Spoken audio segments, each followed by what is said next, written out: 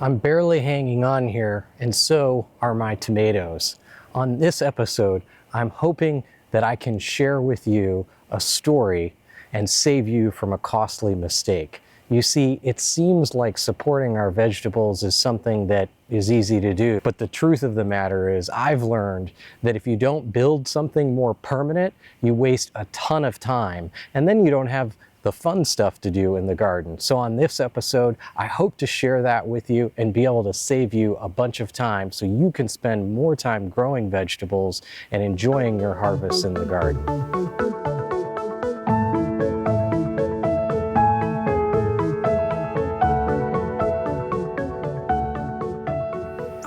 Now this is more like it. Not only a structure that's much, much stronger, but one that could support all kinds of vegetables. On the back here, this could do a great job of supporting those tomatoes that you saw weren't being supported very well. And it could also do, as you can see, a great job of supporting peas. It also has the structure up top that I could use to shade the vegetables during certain times of year. I could cover the whole structure in an insect netting and protect them from insects. A much better use of my time, and one of those things that you build once and you don't have to worry about again. So you might be wondering, if I've learned all this and I knew all this, then why on earth did I try some other kind of system with the tomatoes? The failure, right, that you saw. And the thinking there was, well, I don't want like the same exact system, like will that really work for tomatoes? And honestly, I'd heard so many gardeners talking about, especially for determinate tomatoes, using what some call the Florida weave or the Texas weave. The challenge that I had with that when I tried to use this Florida weave or Texas weave was that the poles didn't really stay into place, even though they were really big and sturdy, because I have really great loose soil in my beds, and I would have had to buy very, very tall, in order to make it work, posts, and then pound those posts very, very deeply, basically all the way down through, one of these tall beds. These beds are about 30 inches tall. So my goodness, could you imagine that? And then if I ever wanted to do something different or support something else, I would have to rip them out. And it's like they're not that great, but also really difficult to take out. But I thought, hey, they'll work. And then the other challenge that I had was the part of the Florida weave or Texas weave, if you're not familiar with it, is you string these strings along these supposedly supportive posts. My fail, my bad. And you weave them in and out of usually determinate tomato plants, and that weaving from the top to the bottom is supposed to hold them in place. Well, not only did I have problems, with the support poles themselves sagging because of what I mentioned, I also had a ton of problems with the string itself. It seemed like no matter what kind that I tried, it just couldn't really support it. And the whole time I'm looking at the back of this bed. I don't know if you can see it here in the frame. I think you might be able to, but it's similar to this one behind me. And I was like, oh my gosh, I could have just grown those determinate tomato plants underneath there, just like I had done with these other vegetables, and I could have just woven them up through there, and that sucker would have never moved.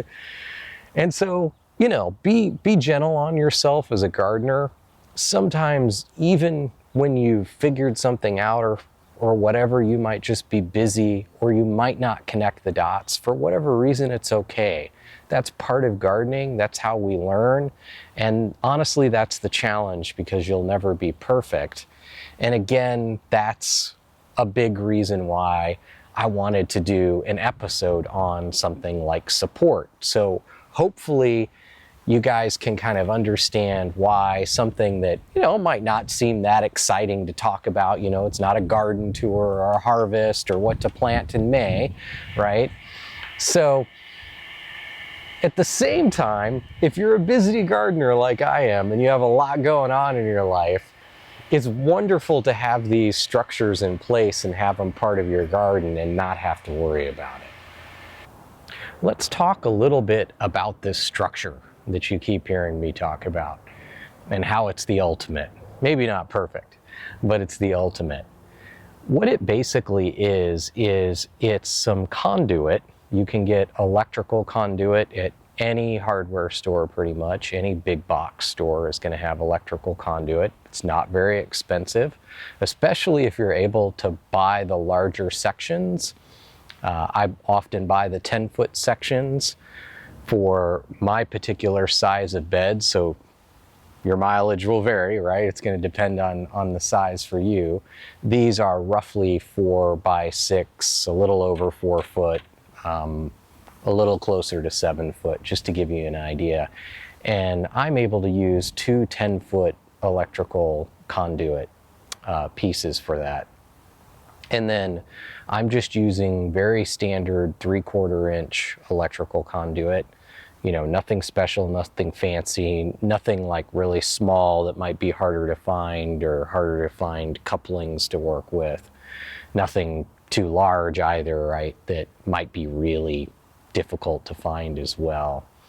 And I cut those down into essentially 8 pieces. There's 4 pieces that they must be the exact same size, and those just go in the 4 corners. And that's what gets, in my case, attached to the inside of the beds. These are Birdie's beds, and if you've looked at Birdie's beds or maybe a competitor, they're all pretty similar. They have these panels that connect them together, and they have these nuts and bolts. And so what I'm using is those nuts and bolts that run down the sides of them, and that's where I'm attaching the poles. So you want to make sure that you've got the height that you want, and then depending on how tall it is, you'll want at least a foot or more. If you're really making a tall one, you're going to have to go down several feet. And that's because you're going to want more than one point to strap those into the corners. So the pole's going to come down, and I'll show you some straps here that you'll strap those in, and those will bolt in. And so obviously if you have a lot more that's standing above the surface, so if you build it a lot taller than mine, you're going to want to go down deeper so that you can strap it in to maybe 3 points, or you could still use 2 points, but just have that second point down there. Does that make sense? It's so that it leverages it. And then the good news is not only is that going to be pretty secure, that soil is going to settle, right? And even though it's loose, we hope, right? It's going to provide some weight as well. And then if that wasn't enough, you're going to tie the top in. So there's this great little company called Maker Pipe, and they make these fittings, and you can see them up in the corners here. And in this case, it's just a fitting that has a hole on the top where the support pipe goes through, and then it's got fittings on the corner, so it makes a little 90-degree corner at the top. And you're going to tie all 4 of those in, and so it's going to make that box on top, plus it's tied in the bed. Then what you can do, I would recommend, like I've done on these 2 beds, is to put a panel on it. It's basically a large grid. I think they're somewhere around 4 inches, so you can fit, most people anyway, can fit their hands, maybe even your arm through there. So it's easy to work in there among the plants. And that material itself is supportive. You could use what they call a cattle panel, which is quite rigid. Those might be hard for you to find, and because they're so rigid, they might be a little bit more difficult for you to move in your own vehicle. You could maybe have them delivered. What I found was actually what's called a garden panel, and this is at a local big box store. I would imagine you might have one by you. Gardening's become quite popular, and so these things are becoming more available. It's a little bit lighter weight, and it also is treated. It's got like, it's some kind of like epoxy. Mine are like this dark green. It might even be black this time around when I purchased the third one. And you tie those in to that back part, creating a panel back here like you see behind me. And you just use UV resistant. You can buy a package of them. They're a little bit more expensive, but not too bad at all. And it's just zip ties. And I actually was able to find black ones as well, so they kind of blend in here. And then you just attach that to it. So that also gives it even more support. And also, like I said, great thing to be able to not only grow peas up and stuff like that, but you could tie even squash plants to it. I grew cucumbers up this one after the last round of peas in the spring, and now I have these beautiful fall peas. So that's the system in a nutshell. What I'd like to do here is dive a little bit deeper into the details and walk you through the tools that we need and a little bit more of the steps so that you can figure out how to make this work for your particular use. So you'll need a few simple tools. You're going to need a good tape measure. You're going to need a Sharpie type marker. It marks the conduit really easily. Then you will need a specialty tool. It's an EMT conduit pipe cutter. And then you're going to need like a screwdriver and pliers, some type of stuff to get the hardware, the nuts and bolts apart on your bed. And then I recommend using a level. It just makes everything a lot easier. The pipe cutter, again, is a specialty tool, but it's a really safe way to cut the pipe, and it also has a deburr to make sure that your edges aren't sharp. The other thing I forgot to mention is a socket wrench. Really makes it a whole heck of a lot easier. Materials-wise, you'll need those special corners from Maker's Pipe. They also come with the hardware. It's just the nuts and bolts, but nothing to worry about. You'll also need those little single straps, and you'll need enough for all four corners and at least 2 contact points, so 8 in this case. And then I'd finish it off with these black plastic end caps to put on the top of it. Then you'll need that 3/4 inch EMT conduit. In this case, 4 10-foot pipes, depending on the size of your bed. And I would highly recommend getting one of those garden panels or a cow panel in order to strap it onto the back and use it to have all kinds of plants climb up it. Then it's a matter of measuring it out. Depending on the height, you'll need 4 upright supports. You'll need to cut those all the same size.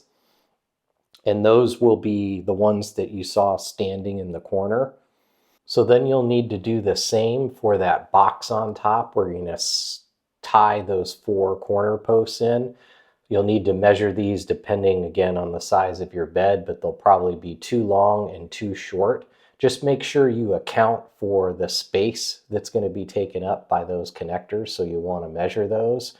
And then lay it out on the ground and double check it, and you should be good to go. The next thing we need to do is to prep the bed, so let's let the music take it away.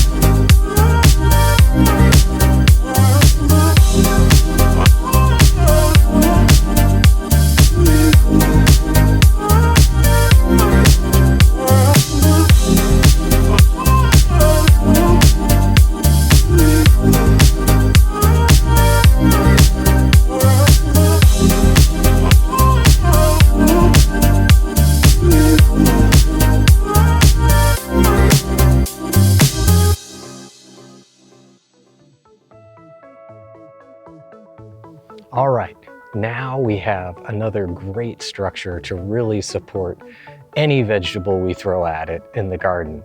I hope you enjoyed this episode, and if you're following along or you follow along again, maybe watch this episode again, and you run into any struggles, maybe with adapting something, or I could have easily left a detail out that maybe you need to understand, just comment down below. I'll be happy to help you. But I hope this really helps you save a lot of time so that when you have a little bit of time in the garden, you can spend it doing some really fun stuff like planting new vegetables again or harvesting vegetables and things like that. If you're a busy gardener, this is the channel for you. This will hopefully help you round out your system. I've got much more to share on other episodes, so make sure to subscribe and check out my other episodes here, and comment down below if there's something in particular you'd like me to cover, like happy to do one on the greenhouse or my watering system or anything like that. Thanks again for watching, and I'll see you on the next episode.